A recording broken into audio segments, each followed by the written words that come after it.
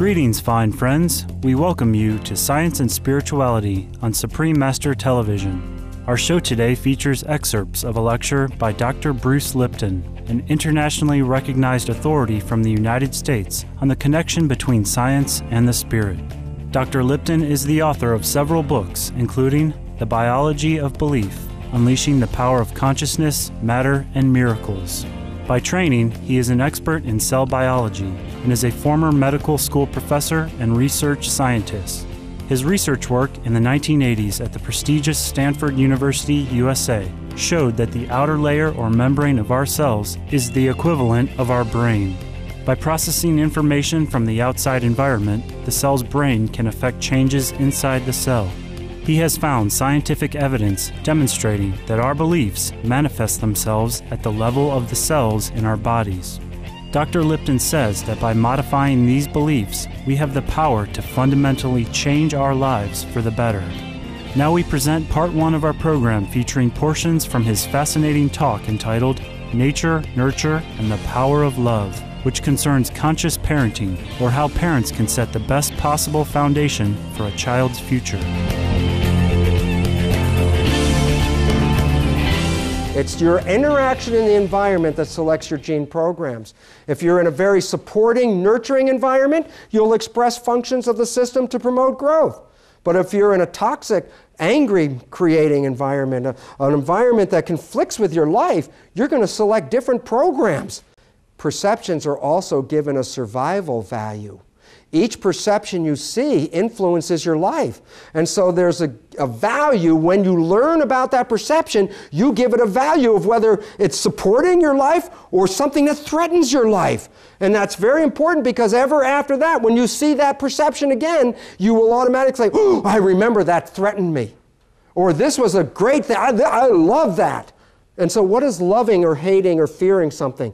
These are the values of the perception that you've acquired. You learn these perceptions. This is very important. What are the perception values? Well, basically, at the fundamental level, there are two values to perception. One, perceptions that provide for growth and reproduction. Things in your environment that nourish you, encourage you to thrive in the world, you give them a growth value to them. And you engage in behaviors of growth.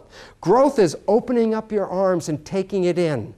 Growth is things that are out there giving you sustenance and supporting your life. But you need other mechanisms of survival besides growth. You have to understand protection.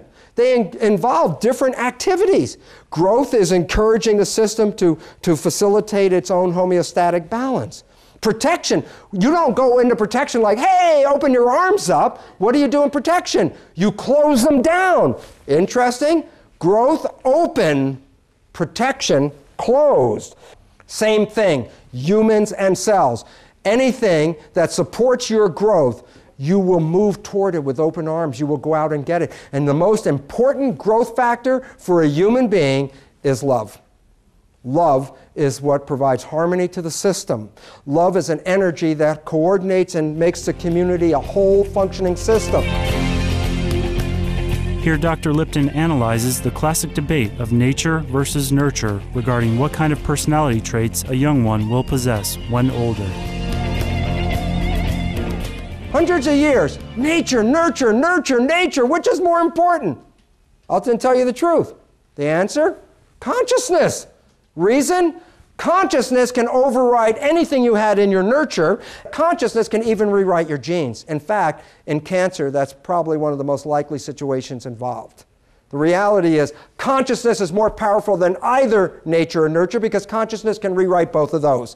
And we never talk about it. And the important part is, we never talk about it. It's more important than what we do talk about.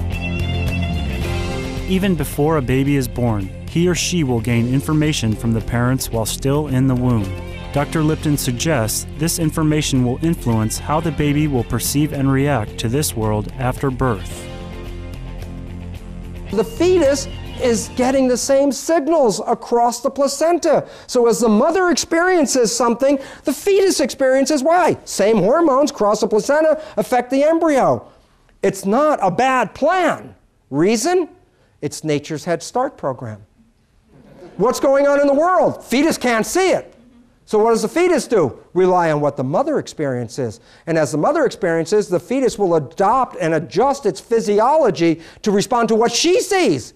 So the parents collectively influence the mother's environment. It's the parents that are shaping the genetics and expression of this child by their perception. Please stay tuned for more from Dr. Bruce Lipton's lecture, Nature, Nurture, and the Power of Love, after these brief messages.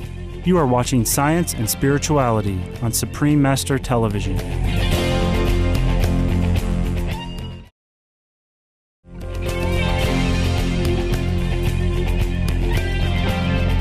Welcome back to Science and Spirituality.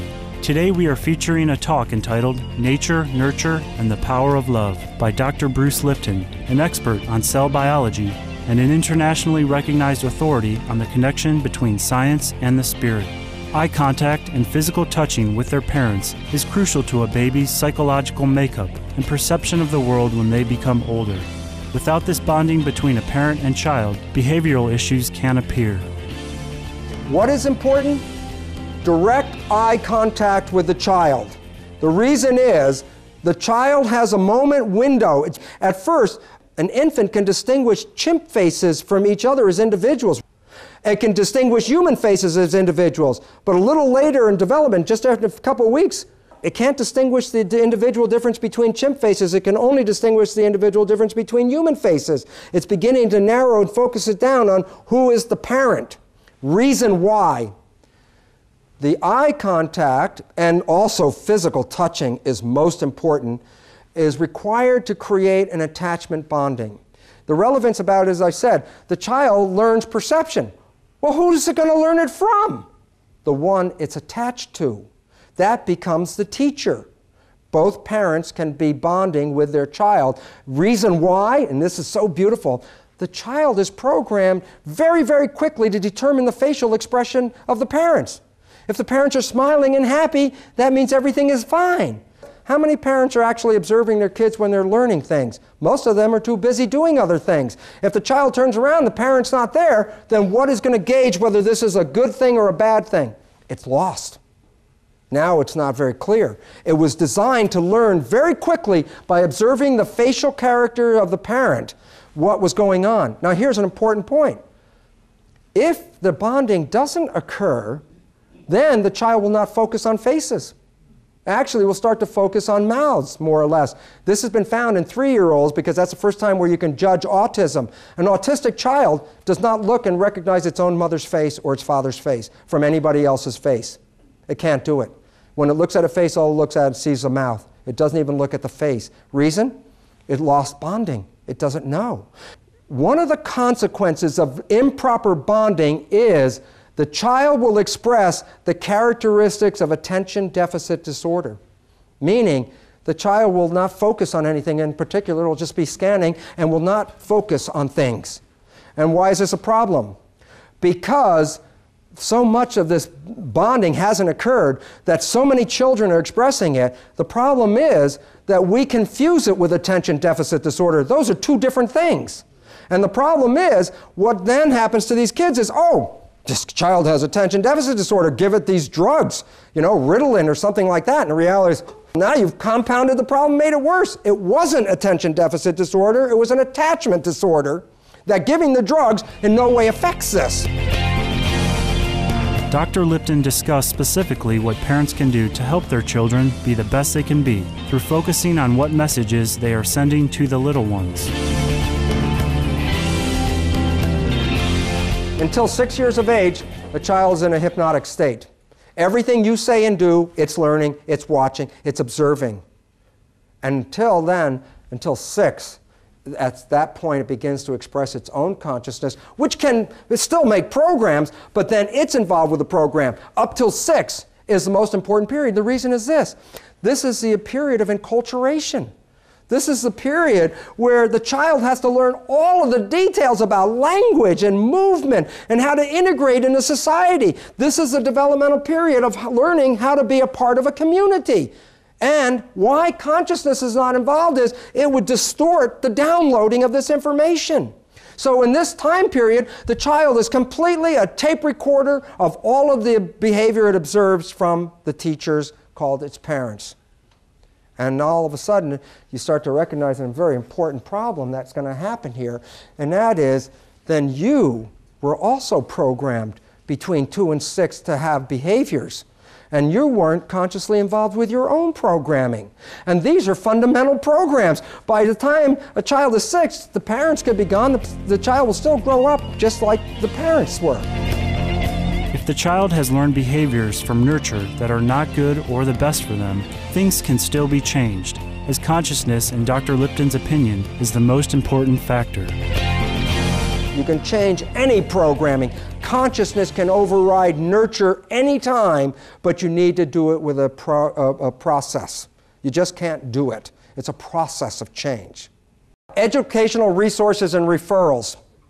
I want to provide you with 2 organizations that will give you all the referrals you need about changing programs, all of the nature steps of conscious conception, conscious pregnancy, conscious parenting.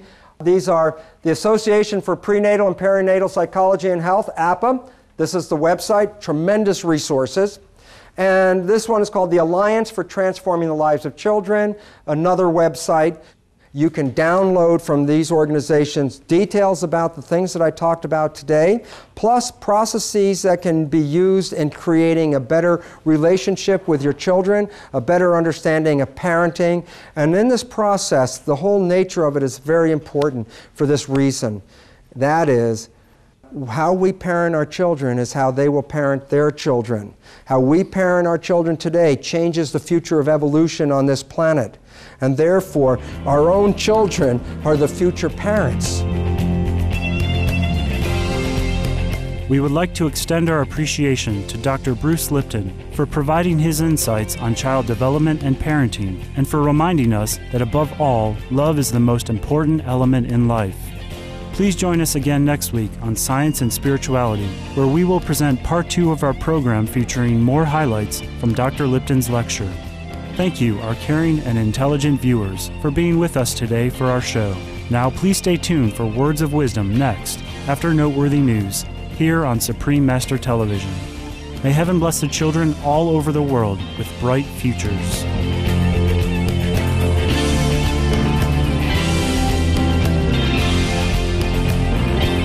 For more details, please visit www.suprememastertv.com/is